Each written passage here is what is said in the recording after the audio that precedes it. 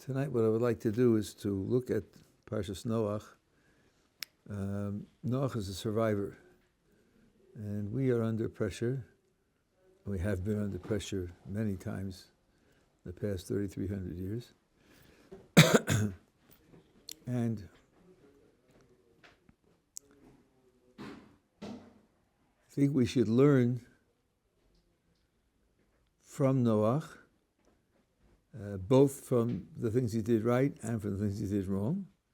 He wasn't perfect.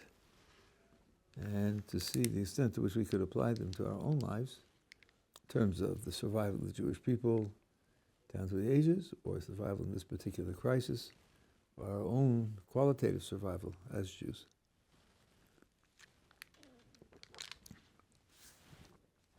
Well, the first thing that Torah tells us about Noach is that he was a tzaddik. Beginning of Parshas Noach, previous Parshas just mentions his existence. And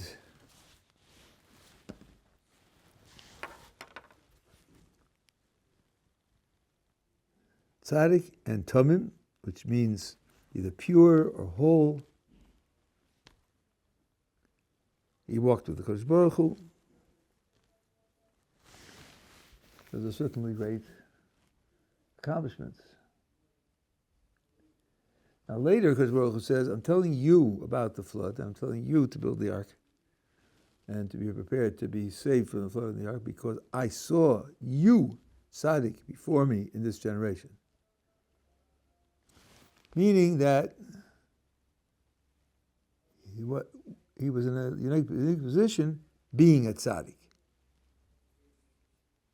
And whereas perhaps not everybody else was equally wicked, but there was a tremendous gap between him and everybody else. What is it like living in a whole world where you are sharply distinguished from everybody else? This should remind you of Abraham, Ha'ivri, on the other side of the river, divided from everyone else. Well, almost everyone else. Shem and Ever existed in his time, but he was the only one who went out to try to change the world.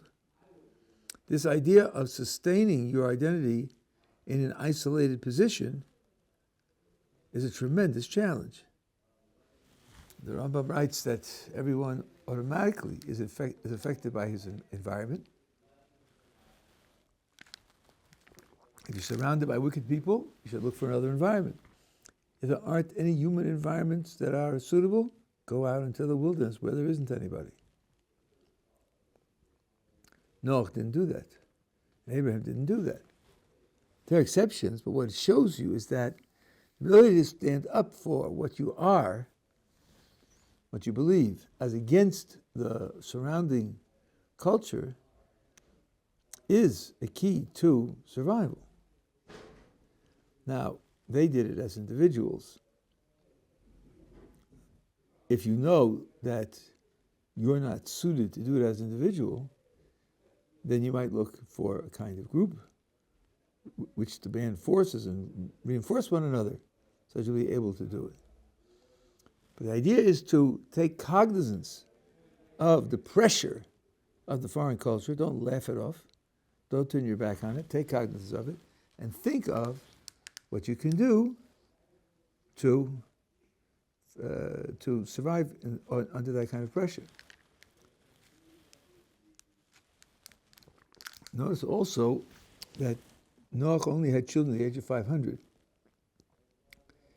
Now, he was 600 when the flood came, and he spent 120 years building the ark, so this was already after he started to build the ark. Well, if he was isolated because he was a tzaddik, what do you think building the ark did? He's obviously a person of note, person of resources. He starts building a boat. 1 decade goes by. 2 decades go by. 3 decades go by. He's still building this boat. 4 decades go by. Wow. That must attract a certain amount of attention, eh? 300 cubits long is about 450 feet. That's almost 2 football fields. Even Donald Trump would be happy with a boat that size. And 50 cubits wide, 30 cubits high. It's a gigantic piece of construction. You can imagine that it attracted a certain amount of attention. What are you doing? What are you doing? What are you building this big box for? Now, Noach answered them, we're facing a disaster. The world is coming to an end. Like the people you see in Central Park in New York and in Hyde Park in London. You know, the end of the world is near. How do people react to them? How do people respond to them? They make fun of them, and they despise them, and they're disgusted with them, and they ostracize them. You know, bring them to the next political rally or to the next birthday party. Noach took the position, and he took it and shared it with other people.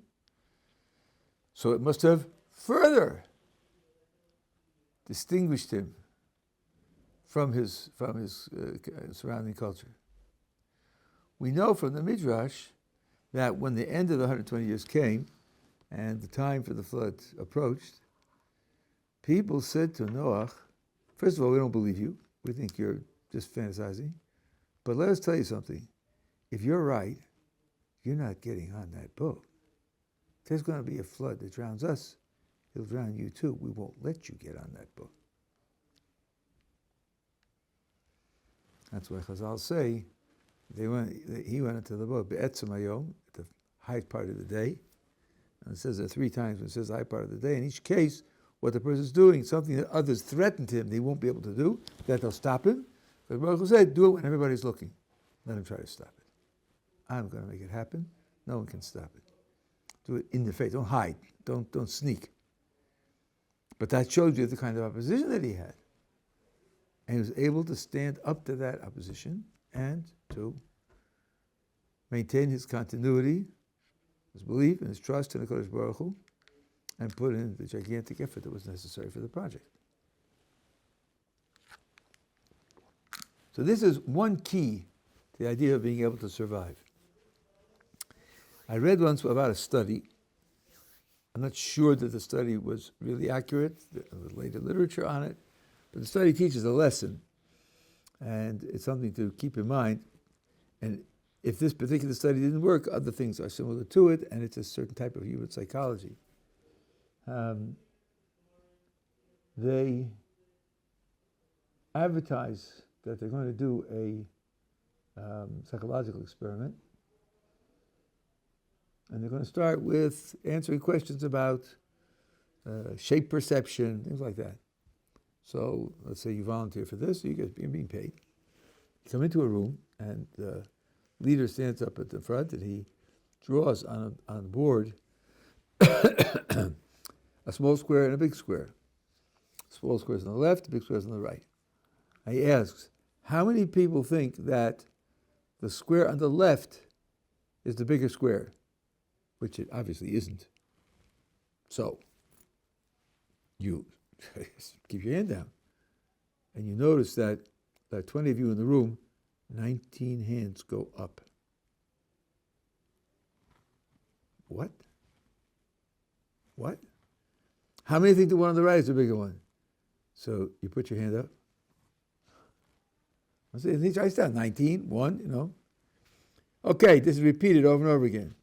How many think this circle is bigger? He says, it's smaller. 19 hands go up.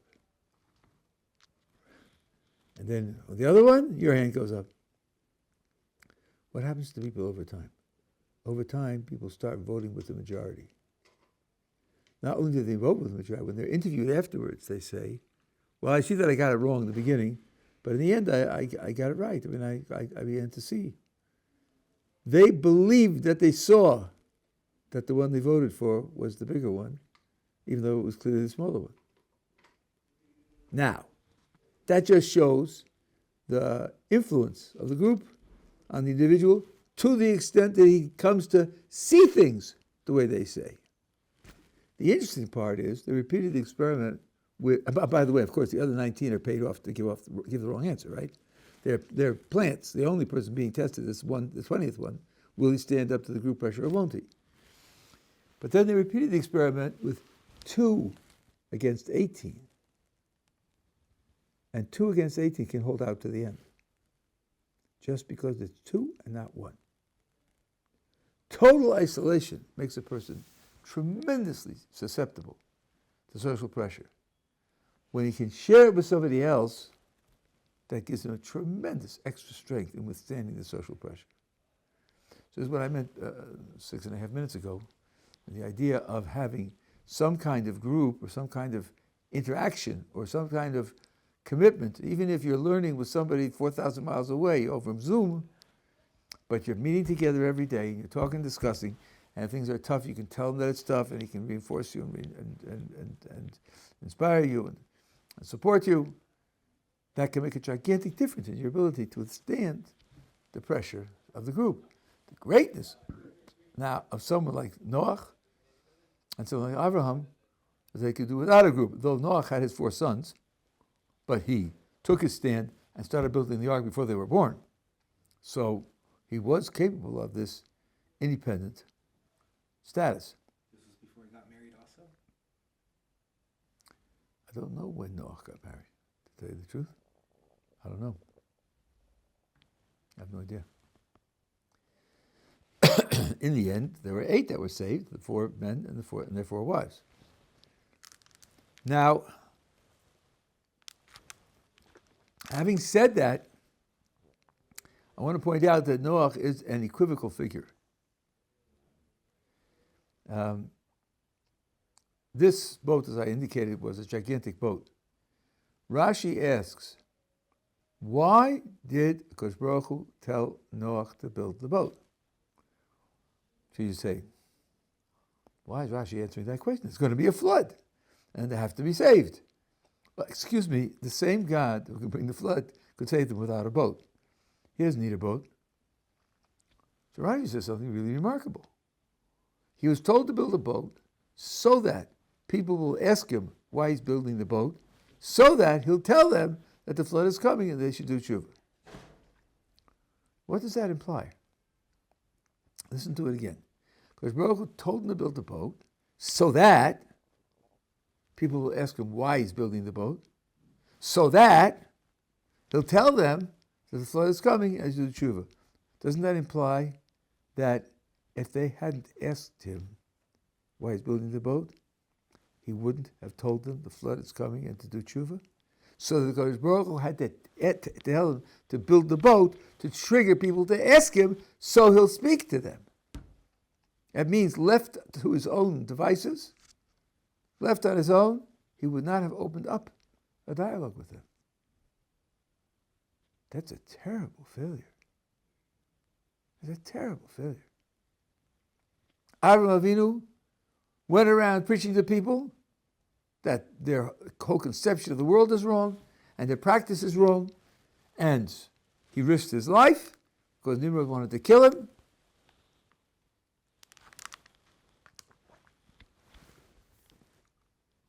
And the Zohar accuses Noach in the strongest terms. The Zohar reports that after the flood was over and Noach exited the ark with the 3 children and the 4 women, he saw the devastation, he saw the destruction, and he started to pray to HaKadosh Baruch Hu the attributes of mercy. And HaKadosh Baruch Hu said to him, fool, now you're praying to me with the attributes of mercy after it's all destroyed? Why did I tell you beforehand it was going to be destroyed? I wanted you to do what Moses did when I said I was going to destroy the Jewish people. And he prayed to argue that I shouldn't do it. Why did I tell a person that tzaddik? The tzaddik is supposed to protect the world. And you were silent. And as my Rebbe Zatzal pointed out to me, right after that, it says he planted a vineyard and became drunk. In other words, what hit him was the fact that the whole world was destroyed and he didn't do anything to stop it. Now, he didn't answer them when they challenged him, but he didn't do that because Baruch Hu pushed him into it, had to trigger it for him. There was no initiative on his part. And that was just answering them and telling them the outcome. He wasn't praying for them. He didn't pray for them. So one question is just surviving rather than perishing. And the other is doing what your gift as being able to survive gives you the opportunity to do. And this is something which he didn't succeed in doing in the measure that it needed to be done. Which means for us, if we are given the opportunity to survive, we have to ask what that requires from us. Many people who went through the Holocaust and survived report that this is how they felt. If I was chosen among all those who died to survive, there must be something I'm surviving for. There's some job that needs to be done.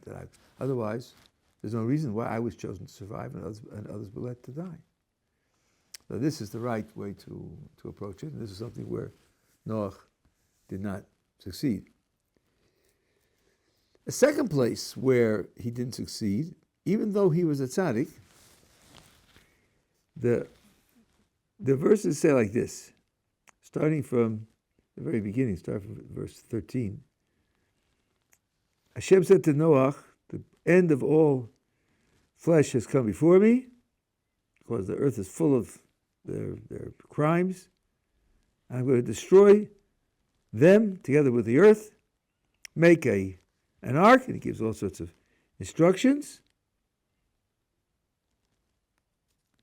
And then he says,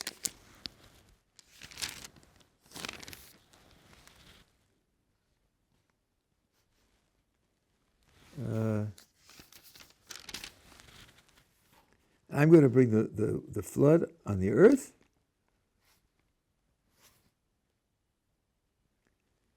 And I'll keep my covenant with you. That's the general plan. And he builds the ark.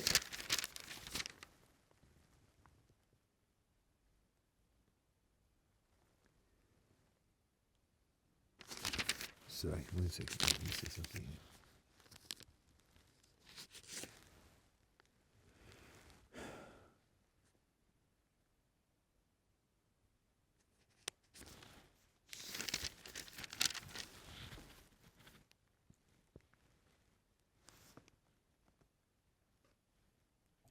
Yeah, this is chapter 7, the beginning of chapter 7. The first verse is, Hashem says to Noach, come, you and all of your house, into the ark, because I've seen you to be tzaddik, righteous before me in this generation. And he tells them to partake in all the animals. Then when you come to verse 7, it says, Noach came, he and his sons, his wife and his sons' wives, with him, into the ark because of the waters of the flood.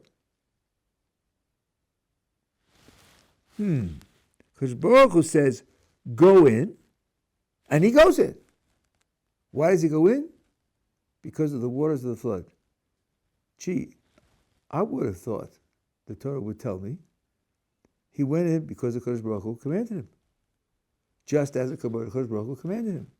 That's said many times elsewhere in the Torah. When somebody does what he's told, he says, did as the Kodesh Baruch Hu commanded. So Chazal comment immediately, he himself needed the actual waters to motivate him to go in. The command wasn't enough. Miktani Amana. He was not totally dedicated to the truth that HaKadosh Baruch Hu had revealed to him. It wasn't enough to be told to go into the ark. When the waters started falling and started accumulating, that's when he went to the ark. So here's a person capable of standing against his whole generation, but when the actual time comes for action, he's not able to do it. He's not able to handle it. We have to realize that having the basic orientation having the basically right beliefs doesn't yet guarantee that you'll be able to carry them out. And that's correct. It's not enough. It's not enough just to make sure that your mind is set on straight, that your head is set on straight, that your beliefs are correct. It's not enough. There has to be some thought of, how am I going to put it into action? What kind of motivational barriers exist in me? Everybody has a Yetzer Hara, not everybody, but almost everybody, has the evil inclination, which is definitely going to oppose doing the right thing. Where are my weaknesses? What can I do to strengthen myself so that at the moment of choice, I'll make the right choice rather than the wrong choice? Lot is a good example also of someone who, he's living in Sodom. Wow. On the other hand, he doesn't follow their rules. He offers the travelers hospitality, which is against the rules of Sodom. When they want to attack the travelers, he tries to defend them, even though the way in which he defends them is not in itself justified. But he wanted to defend them, he doesn't hand them over to the mob. After he sees all of that, and the angels say, it's time for us to go, the Torah says, he hesitated. Wow, he saw all of it. He saw them be blinded by the angels. Now it's approaching sunrise. That's when the city's going to be destroyed. And they tell him, we've got to leave. And he's on a knife's edge. He can't bring himself to walk. So the angels, the two angels, and they have four hands, one for him and one for his wife and one for his two daughters, and they walked them out of the city. So even though he knew his action was paralyzed, and that can happen to people. So in addition to making sure you know what's right, you have to think through, act out, role play, realize it virtually, what the circumstances might be and how you should react. Because having your head oriented correctly isn't enough. It isn't enough to know what's right. We have in the literature two acronyms, Chabad and Chagas. Chabad is Chachma, Bina, and Das, which are really intellectual type virtues. And Chesed, Gvul, and Tiferes are motivational, emotional sensitivities and motivations for action virtues, and they're distinct, and each one needs work. You need work to clarify your thinking, and you need work to clarify your values, your priorities, and your motivations so as to be able to carry things out. One is not a guarantee of the other. In Noach's case, he certainly didn't have doubts about what the reality was, but when it came to action, stepping onto the ark, that was something which he couldn't handle. Okay, now, I mentioned the fact that he... Yes, sorry, yeah. Don't people get non-plus, though? Like, without it being a cheshbon? That's sure that you mean by non-plus what I mean by non-plus. So use a different word. Freeze up. Oh, I don't use the word non-plus that way. Well, they can get frozen. Yes, they can get frozen. That's true. And often enough in life, when you're confronted with a new circumstance, you yourself don't respond the way you thought you would respond. A great deal of your self-knowledge is based on self-observation. Aha! That's what I did under those circumstances. And you may not know from just self-introspection that that's what you would have done at the time. I know a person who was put under terrible pressure with crisis situations, and to his own surprise, responded in calm, focused ways. And he told me that was while the crisis needed attention. Afterwards, my emotions broke the dam, and I had overwhelming emotions. But somehow, during the crisis, he was able to focus in such a way and hold them back. He didn't anticipate that. He didn't even work on it. Just found that that's the kind of person that he is. So other people who know from experience that they aren't like that, there are people who know that that's something they have to work on. I'm not a psychologist, so I can't really tell you about it. I'm just pointing out that, logically speaking, that's where a need could be. So Noach here, disappointingly, doesn't make it. The other thing that my Rabbi Zatzal said about about why he became a drunk is this. He came out of there. This is part of his challenge as a survivor to function in the new reality. But he was suffering from an isolation which crushed him, and it's an isolation which didn't crush his 3 children, because he grew up. He was 480 when Akadosh Baruch Hu told him to build the ark. That's when his real isolation started. His children were born into isolation. They were born disconnected from the society. They were born as his children after 20 years of constructing the ark. So they never became dependent on that society. And the Rebbe Zatzal likened it to real cases of people who, after the Second World War, Jews, went back to Germany. You think, we went back to Germany? These are the people, and this is the culture that wanted to destroy us. Every man, woman, and child. And you're going back to Germany? And the attitude seemed to be, these were older people, in their 60s, 70s, and without the Wiener Schnitzel, without the band in the park on Sundays, they can't survive.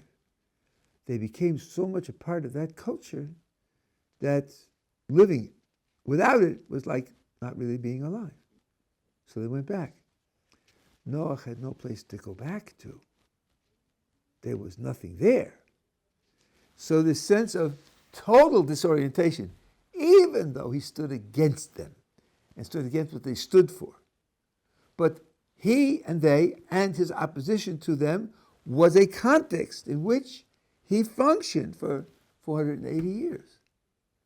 To be outside of that context left him no basis to which to survive. Sometimes even conflict is a basis for survival. But here there's no one to be in conflict with, because there was only the 8 of them. So the double effect of being isolated in that way, plus having this tremendous sense of guilt for not having prayed for them, is what crushed him. Now, there's another example of a more subtle failure. I'm sorry, in 120 years building the ark, he never once had a thought, I should daven for these people? Or? Yeah. Wow. So there are those who explain it in different ways, but it comes down to that in the end. I think the Pri Tzaddik talks about how prayer developed. We don't find that Adam and other people of his generation prayed.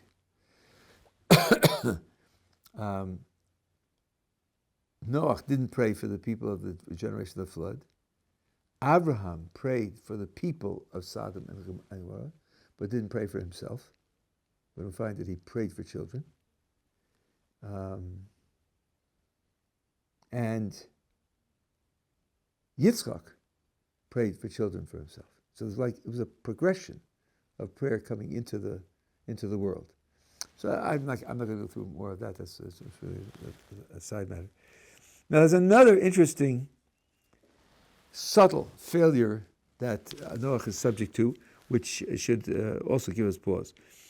Back to chapter 7, verse 7, when they go into the ark, it says, Noach and his sons and his wife and his sons' wives went with him into the ark. No one today would write that. No one would write that. That's crazy. Listen to it again. Noach and his sons and his wife and his sons' wives went into the ark. What would we write? Noah and his family went into the ark? Well, okay, but suppose you want to specify the 4 groups. It would be Noach and his wife. And his Noach and his wife. That's not what it says. It says Noach and his sons and his wife and his sons' wives. You would never write it that way. You'd write Noach and his wife and his sons and their wives. Wouldn't you? So why does the Torah write it this way? I know, women to the back of the bus, men first, all the politics and so-called sophisticated nonsense. It's funny, you said Noah and his sons and his wife and his son's wife, and I heard Noah and his wife. Yes, exactly right. You heard it backwards. This has happened to me a number of times. You hear what you're expecting to hear. I once had here a man and a woman. They were brother-in-law, sister-in-law. They're married to relatives. And he was a professor at Cornell, professor of engineering at Cornell. She was a professor of psychology, if I remember correctly, at NYU. And he was here because he came every 6 months to advise the IDF on their weapons systems. And she came along this time to join him on the trip. And they were sent to me because they knew that I had a philosophical background and they wanted to ask questions about men and women. So I said the following sentence.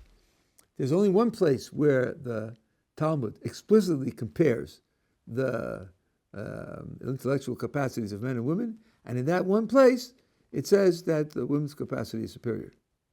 So, the man said, see that? Always putting down women. Okay, stop the tape and go back and replay it and hear what I said.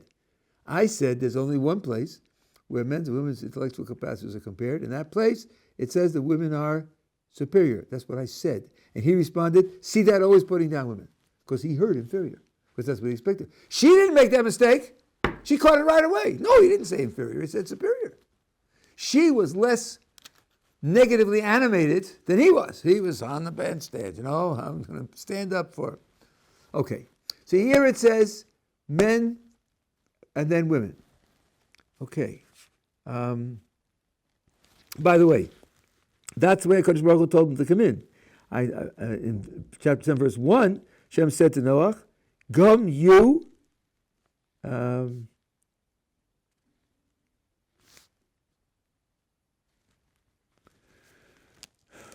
all since I taught this.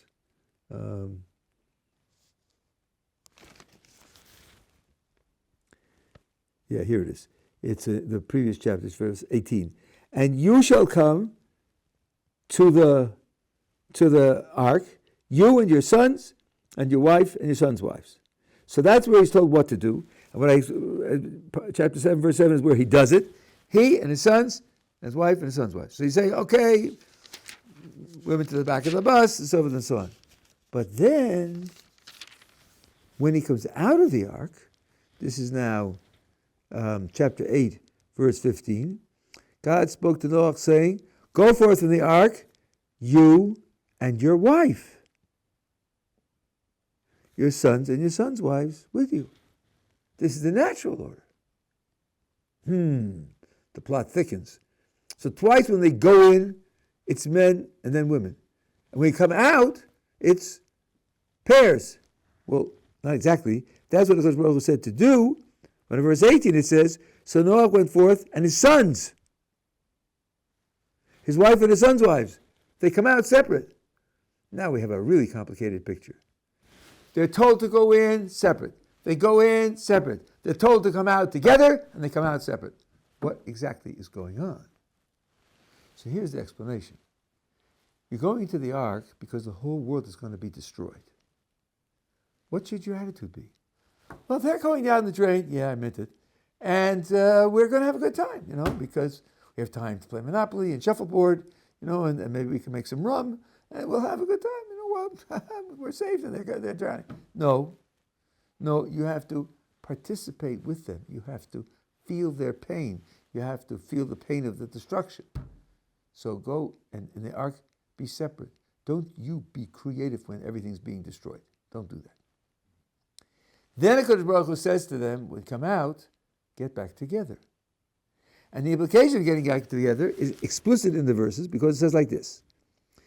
God spoke to Noach saying, go forth from the ark, you and your wife, your sons and your sons' wives with you, every living being that is with you of all flesh, birds, animals, and moving things that move on the earth, order them out with you, and let them teem on the earth and multiply, and be fruitful and multiply on the earth.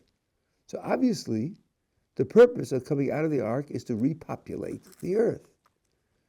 So if it says that they came out, men and women separate, that means they refused to do it.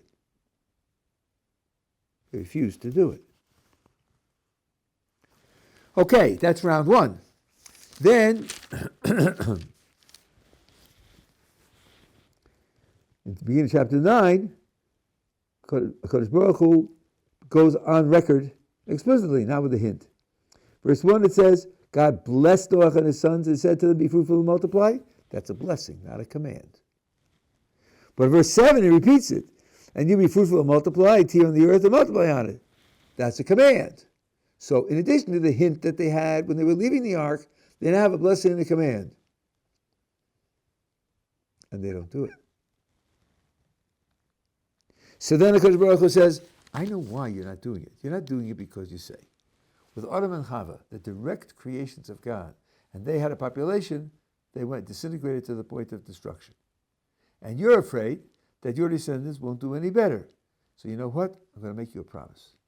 No more general destruction. Don't worry about that. That's not going to happen.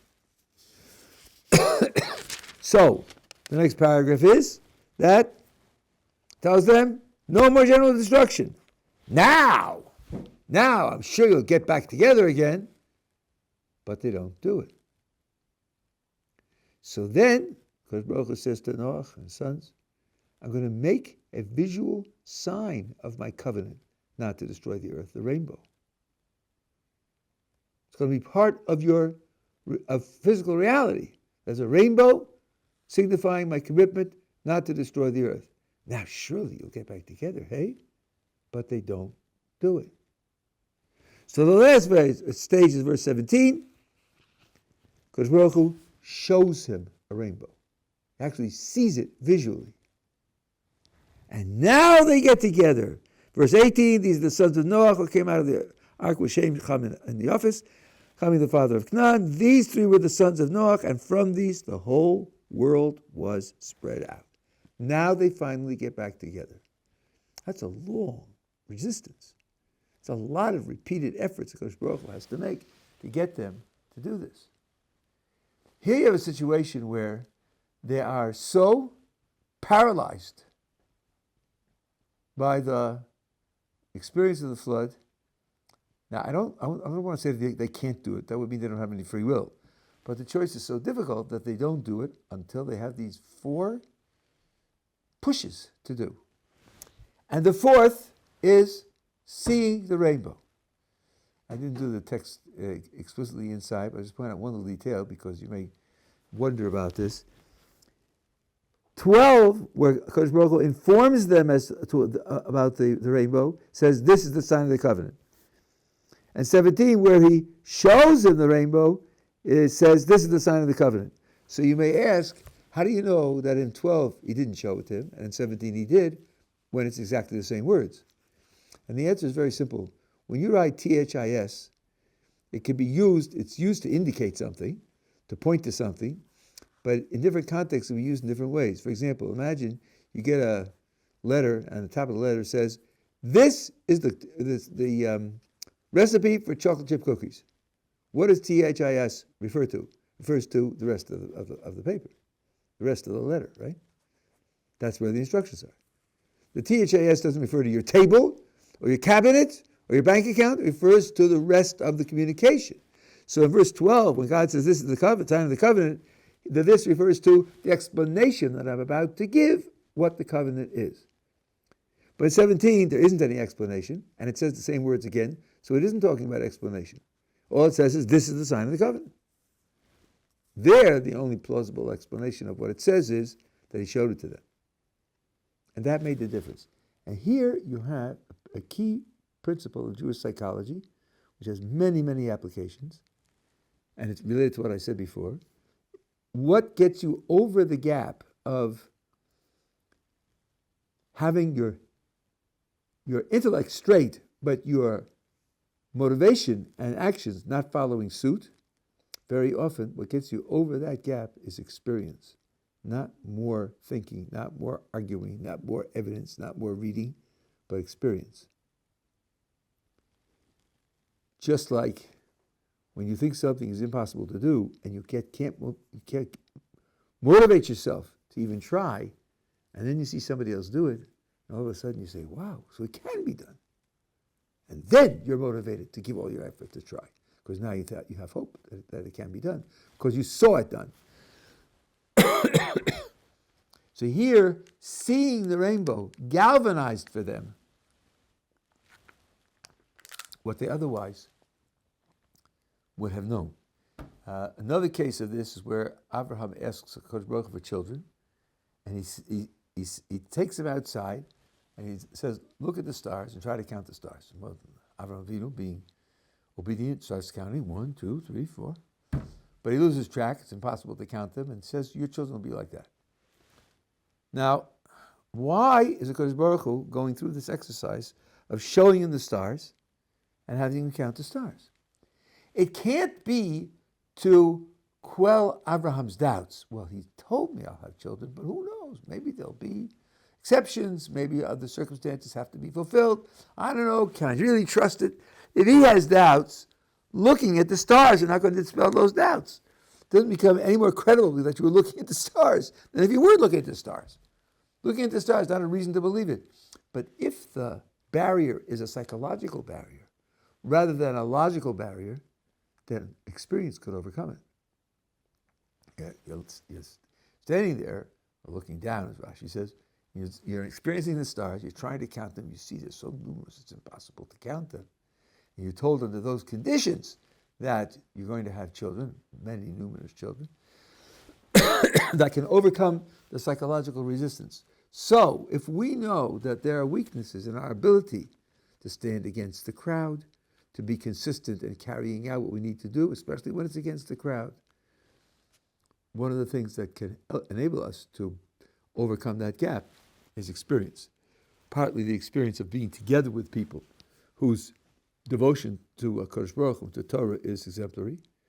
I can testify that I've been the subject of such, I had the opportunity to observe people, like especially my Rabbi, to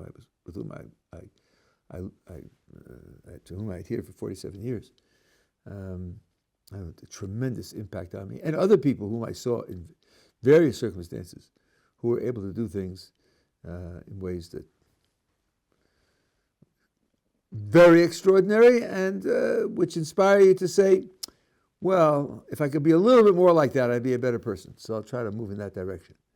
Those experiences can help you overcome those motivational deficits, those emotional blocks, which otherwise can make it difficult to carry out what it is that that is needed to be done. In their case, they finally it was overcome by this vision that he had. The final case of this, for which I think I learned the principle most clearly, Moshe Rabbeinu was at the burning bush, and Kodesh Baruch Hu was telling him to go down to Egypt to be God's agent in engineering the Exodus. And Moses has a long raft of objections. Chazal tell us that the whole discussion took a week. And one of the objections is, when I tell them that Hashem, the God of their fathers, the creator of the universe, appeared to me, they won't believe me. They won't believe me. So Kodesh Baruch Hu says to him, they will believe you. Here, what do you have in your hand? A wooden staff, throw it in the ground, comes a snake. Moshe runs from the snake. Kodesh Baruch Hu says, grab it, grabs it by its tail, it becomes a staff. Baruch Hu said, in order that they should believe you, you'll be able to do this in front of them. And if they don't believe that, then take your hand and put it in your garment, take it out, it's leprous, put it back in, and it's healthy again.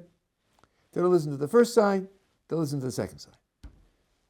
And he says, if they don't listen to those two signs, then you'll take water from the Nile and you pour it out on the dry land, it'll become blood. That's what I'm telling you to do when you get there. Now this story, if you think like a Jew, put your Jewish thinking cap on, this story has in it a great objection. Let's go through it again, see if you can pick up where the problem is. Moses says, when I go down to Egypt in 6 weeks, when I get there to Egypt and I tell the Jews that God appeared to me, they won't believe me. Oh, Kodesh Baruch Hu says, that's your problem? I'll solve your problem. Here, take your staff and throw it on the ground. He does, becomes a snake. Grab it. He grabs it. When you get there, you do that.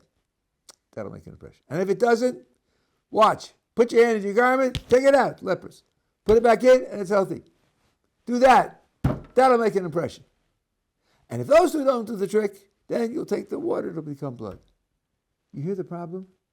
If Moses' objection is that 6 weeks from now, when I get down to Egypt, I won't be able to convince them, Why does the Kodesh Baruch Hu do the first two of them for Moses isolated in the wilderness? Why not just tell him? When you get there, you'll throw down your stick and it'll become a snake. When you get there, you'll put your hand in your garment and become lepers. Just like he says, when you get there, you'll pour out the water and become blood. He doesn't do that for him. That's a good kasha. It's Ramban's kasha. So Ramban says, Chazal tell us that the snake and the leprosy are both signs of Lashon Hara. And he was getting a punishment for having spoken Lashon Hara about the Jewish people. But you see where it's coming from. Because given the problem it's supposed to be addressing, doing them for him in his wilderness of the world has no explanation. The Chazal are giving one explanation for it. Ramban, of course, is not disagreeing with Chazal, but he said, I'll tell you something else. Moshe Rabbeinu, God is speaking to Moshe Rabbeinu, one-to-one. Moshe Rabbeinu has no doubts in his mind, but his heart is not tranquil with the project until Kodesh Baruch Hu does it for him to experience. And the reason he does 2 out of 3 is because 2 out of 3 were enough to make Moshe's heart tranquil and confident. He's talking about Moshe Rabbeinu at the sneh, the burning bush. Kodesh Baruch Hu was talking to him. He had no intellectual doubts, but his heart wasn't tranquil. And the experience of seeing these miracles taking place in front of him, that's what made his heart tranquil. But this is a gigantic idea about Jewish psychology. And when this gives you a steadfastness in action, which merely having the right ideas, right principles, right priorities isn't going to do. So when you're facing this kind of challenge, you should seek out these types of experiences. I've been doing the Daf Yomi for more than 40 years. And I have gone to many of the public celebrations of finishing the Shas. I remember when I was with my Rabbi in New Jersey, and there were 20,000 people there. I was there two seasons ago in Giant Stadium when they had 95,000 people. When you daven Ma'ariv with 95,000 people, when you say Yesh Mei Rabbah, when you say you answer Baruch Hu, when 95,000 people in a stadium are dead silent. Silent. Reporters said they never saw anything like that. When do you have thousands of people silent? Silent. Praying, davening. That's an experience. If you know that you're going to stand up against a cultural challenge, seeking out experiences like that is a way to fortify yourself. The Torah is a Torah of experiences in addition to everything else.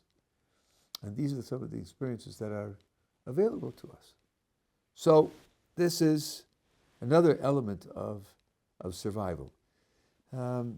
We are the masters of survival. I've been asked a number of times, given the simple assimilation that we are facing, am I afraid that for the survival of the Jewish people? And I say, absolutely not. The survival of the Jewish people is the closest thing to an experimental test of survival in history that you could imagine. We have survived under every conceivable condition. Peace and war, plenty and famine, independence and being subjugated, living in our own land, living in exile. There's no environmental condition, there's no political system, no topography which would make Jewish survival possible, and if you went someplace else it wouldn't be possible. We've tried all the variations, all the possibilities, and we survived at all. I'm not worried about Jewish survival at all. What I'm worried about is the survival of individual Jews. Each individual Jew has a contribution to make to the Jewish people, and if an individual Jew is lost to the Jewish people, that's a loss. That's what motivates us who are involved in Kiruv. We're motivated to try to save those contributions that each Jew could possibly make to the project of what the Torah wants done in the world. But for each one who's doing his best to hold on, these ideas that you can learn from Noach or Lot or Avraham, these ideas are very valuable ideas. And I'll just mention one last one. I heard Rav Chaim Dov Keller, I think this was in 1981 at the Aguda Convention in America. He said a number of very important things at that time, but the one thing that I want to mention now, he said that Rivka contributed to the Jewish people the ability to survive in exile. We know what the patriarchs contributed. There's a gigantic literature on that. She grew up in the house of Lavan and Bethuel. She grew up in the house of really terrible people.